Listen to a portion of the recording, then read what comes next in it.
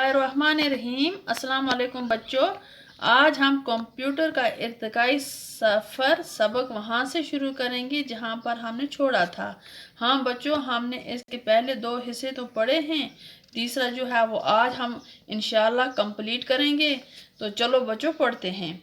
तो बच्चों कहते हैं कि एक जर्मन साइंसदान लेबेंटर का मानना था कि बाइनरी सिस्टम का एक खालिक यानी पैदा करने वाले की अलामत है और 0 सिफर तख्लीक यानी पैदाश या क्रिएशन की।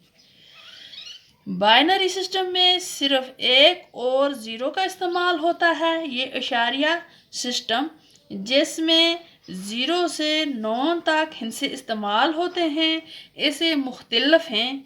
मसलन 9 को बाइनरी में 1001 की सूरत में लिखा जाता है।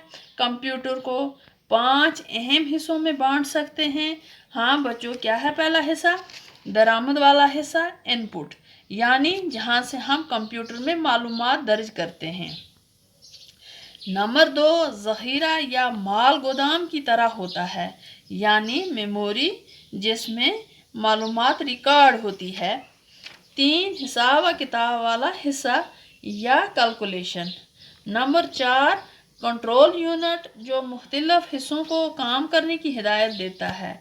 नंबर 5 बरामद या आउटपुट वाला हिस्सा जहाँ से कंप्यूटर हमें मालूमात देता है। दूसरी आलमगीर जंग के बाद साइंसदान कंप्यूटर पर ज़्यादा तवज्जो देने लगे। इस ज़माने में पहली नस्ल के कंप्यूटर वजूद में आए जिनमें वैक्यूम ट्यूब्स का इस्तेमाल हुआ। ये बहुत जगह घेरते थे और बहुत ज़्यादा हरारत खारिज करते थे, जिसके कंप्यूटर के नाजुक हिस्से जल जाते थे। इसलिए इनको ठंडा रखने के लिए एयर कंडीशनर्स का इस्तेमाल करना पड़ता था। ये कंप्यूटर ज़्यादातर मिलिट्री और साइंसी तजर्बे हासिल करने के लिए इस्तेमाल किए जाते थे। फिर कंप्यूटर में वैक्यूम ट्यूब्स की जगह ट्रांजिस्टर ने ले ली और सेमीकंडक्टर्स ने ले ली जो कम जगह घेरते थे, बिजली भी कम इस्तेमाल करते थे, तेज़ी से काम करते थे और यादाश्त भी बहुत थी। इन कंप्यूटरों में से छोटे मॉडल की लागत 4 लाख रुपये आती है और सबसे बड़े मॉडल यानी IBM 7090 7 और 7094 पर लगभग 4 करोड़ की लागत आती है, जो फ़ज़ाई, खलाई, साइंसी या इंजीनियरिंग सनतों में इस्तेमाल होते हैं। फिर कंप्यूटर की तीसरी नस्ल आई जो 1960 में 1970 तक इस्तेमाल होते रहे। इसके बाद 4th और 5th जनरेशन के कंप्यूटर नए नए मॉडलों और साइज़ में आम होते रहे। अब चिप्स भी वजूद में आई हैं जो अपने अंदर मालूमात रिकॉर्ड करके रखती हैं। कहते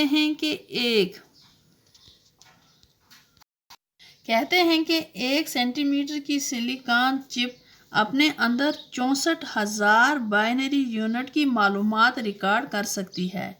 इन यूनिटों को बिट्स कहते हैं। आज कल के कंप्यूटरों की रफ्तार और मेमोरी दोनों ही बहुत ज़्यादा हैं, जिन्होंने दुनिया को कहीं से कहीं पहुंचा दिया है।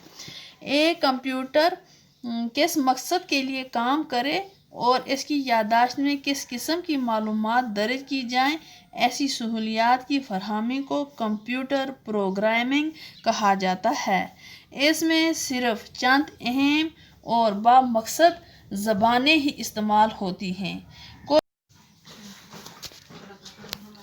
कुछ कहा नहीं जा सकता कि आगे कंप्यूटर की कौन सी तरक्की याफ्ता शक्ल देखने को मिलेगी, लेकिन आजकल के ज़माने में हर गोशे में कंप्यूटर एक अहम रोल अदा करता है।